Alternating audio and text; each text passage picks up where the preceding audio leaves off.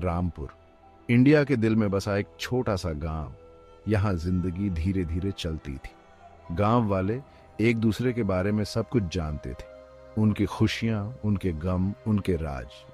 लेकिन एक राज ऐसा था जो गांव से चिपका हुआ था, एक कफन की तरह। रामपुर के बाहरी इलाके में बनी पुरानी हवेली, उसके पास जाने की किसी की हिम्मत नहीं होती थी। वो वहां खड़ी थी, जंगल के किनारे, एक अजीब सी खामोशी में डिपी हुई। गांव वाले उसके बारे में कहानियां फुसफुसाते थे, हंसी के चीखों में बदलने की कहानियां, उसकी टूटती दीवारों के भीतर परछाइयों के हिलने डुलने की कहानियां। वे कहते थे कि उसमें भूत हैं, उसके अतीत के भूतों का साया है। गांव के जवानों में हमेशा कुछ ऐसे होते थे जो इन कहानियों का मजाक उड़ाते थे, जो खुद को फुसफुसाहट से भी ज्यादा बहादुर समझते थे। ऐसा ही एक ग्रुप था विजय का, एक जवान लड़का जिसे अनजान चीजों का रोमांच बहुत पसंद था।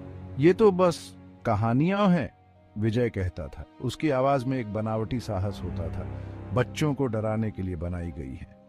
वो अक्सर अपने दोस्तों के साथ बरगद के पेड़ के नीचे बैठता था और अलौकिक शक्तियों के होने को ही चुनौती देता था। गर्मी की एक दोपहर जब वे हवेली के बारे में बात कर रहे थे तो एक चुनौती दी गई। राज ने, जो विजय का सबसे करीबी दोस्त था, उसे ये चुनौती दी थी। अगर तुम डरते नहीं हो विजय, राज ने कहा था, उसकी आंखों में शरारत झलक रही थी, तो उस हवेली में एक रात बिताओ, अकेले। चुनौती हवा में लटकी हुई थी, भारी और दमघोंटू। विजय, हालांकि उसकी रीढ़ की हड्डी में डर का एक झटका लगा था, पीछे नहीं हट सकता था। अपने दोस्तों के सामने नहीं, राज के सामने नहीं। वो मान गया। उस रात जब चांद लंबी डरावनी परछाइयां बना रहा था, विजय, राज और 2 अन्य दोस्तों के साथ हवेली की तरफ चल पड़े। अपने साथ बस एक टॉर्च और अपने झूठे साहस के सिवा कुछ नहीं। वे उस भव्य इमारत के पास पहुंचे। लोहे के दरवाजे जंग से खाए हुए, चेतावनी देते हुए चरमरा गए। हवा ठंडी हो गई, जिससे उनकी रीढ़ की हड्डी में सिहरन दौड़ गई। लेकिन विजय अपने डर को दबाते हुए आगे बढ़ गया। हवेली एक अजीब सी खामोशी में डूबी हुई थी। फर्श पर धूल की मोटी परत जमी हुई थी, सालों से अछूती।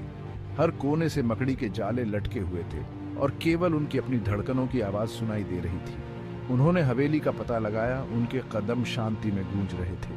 वे जिस भी कमरे में दाखिल होते थे वह पिछले वाले से ज्यादा ठंडा लगता था। सड़ांध की गंध उनके नथुनों को भरे हुए थी। अचानक उन्होंने उसे सुना, एक दरवाजे के बंद होने की साफ आवाज। ये दालान के अंत से आई थी, धीमी, सोची समझी, रूह कंपा देने वाली। ऐसा लगा जैसे कोई या कुछ उन्हें देख रहा था। भाग 5। रात में चीखें। दहशत ने उन्हें जकड़ लिया। उनका बनावटी साहस गर्म रेत पर पानी की तरह भाप बनकर उड़ गया। वे भागे। उनका डर उनके पैरों को गति दे रहा था। हवेली की गहराई में उनकी अपनी सांसों की आवाज उनके कानों में गूंज रही थी। उन्होंने खुद को एक बड़े हॉल में पाया। चांदनी दीवारों की दरारों से छन कर आ रही थी, जिससे लंबी नाचती हुई परछाइयां बन रही थी। और फिर वो हुआ, सन्नाटा चीरती एक खून जमा देने वाली चीख। वो थी प्रिया, राज की बहन। उसकी आंखें दहशत से फैली हुई थीं, कमरे के एक कोने की ओर इशारा करते हुए। वहां मैंने किसी को देखा, वो चिल्लाई। लेकिन जब उन्होंने देखा तो वहां कुछ भी नहीं था, बस परछाइयां, या यूं कहें कि उन्हें ऐसा ही लगा। भाग 6। छुपा हुआ कमरा। चीख आखिरी कड़ी थी। दहशत ने उन्हें एक नई तरह की हिम्मत दी, भागने की हिम्मत। वे हवेली से बाहर निकल भागे। हर कोई अपने और उस भूतिया इमारत के बीच जितनी दूरी हो सकती थी उतनी दूरी बनाना चाहता था। वापस गांव में वे एक साथ दुबके हुए थे, कांप रहे थे और डरे हुए थे। वे एक रोमांच की तलाश में गए थे, इस बात का सबूत ढूंढने के लिए कि उनके बचपन के डर निराधार थे। वे कुछ ज्यादा ही गहरा लेकर लौटे थे, एक ऐसा खौफ जो उनकी हड्डियों में समा गया था। हालांकि विजय इस एहसास को दूर नहीं कर सका कि हवेली कुछ छुपा रही है, कुछ ऐसा जिसकी वजह से प्रिया चीखी थी, कुछ ऐसा जो फुसफुसाहट को समझाता हो। वो जानता था कि उसे वापस जाना होगा।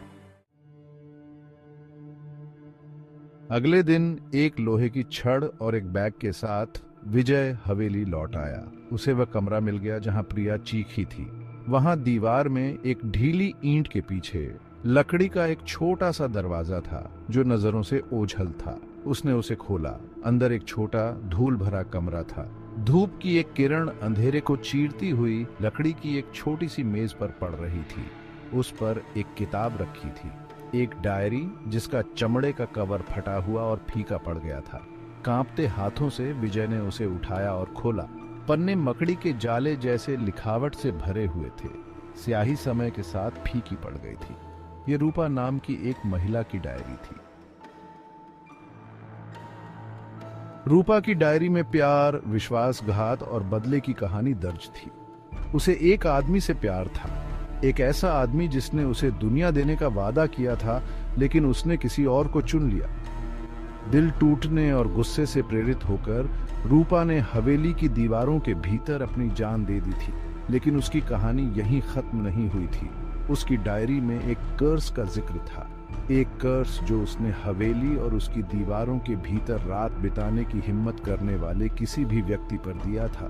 उसने लिखा था कि उसकी आत्मा हमेशा के लिए हवेली में भटकती रहेगी और उसके टूटे हुए दिल का बदला लेगी। डायरी अचानक खत्म हो गई, विजय को एक भयानक सच्चाई के साथ छोड़कर।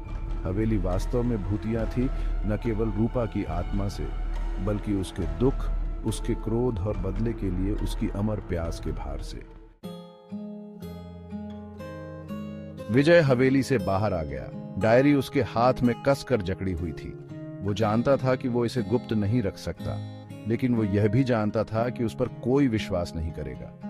उसने डायरी गांव के मुखिया को दिखाने का फैसला किया, जो एक ऐसी महिला थी जो अपनी बुद्धिमत्ता और गांव के अतीत से अपने जुड़ाव के लिए जानी जाती थी।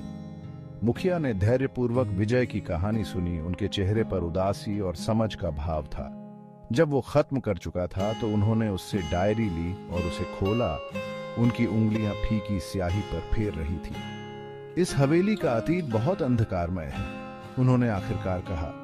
उनकी आवाज दुख से भरी हुई थी। रूपा की कहानी एक दुखद कहानी है, जो इस बात की याद दिलाती है कि प्यार कभी कभी कुछ ज्यादा ही भयानक चीज में बदल सकता है। गांव की मुखिया ने रूपा की डायरी से मिली जानकारी का उपयोग करते हुए हवेली में एक छोटा सा समारोह किया। ये रूपा की आत्मा को शांत करने का, उसे शांति प्रदान करने का एक तरीका था। शुरू में संशय करने वाले ग्रामीणों ने भी समारोह में भाग लिया। उनका डर दया और समझ की भावना को रास्ता दे रहा था। हवेली अभी भी रामपुर के किनारे पर खड़ी है, जो एक दुखद अतीत की मूक प्रहरी है। फुसफुसाहट पूरी तरह से फीकी नहीं पड़ी है, लेकिन वे बदल गई हैं।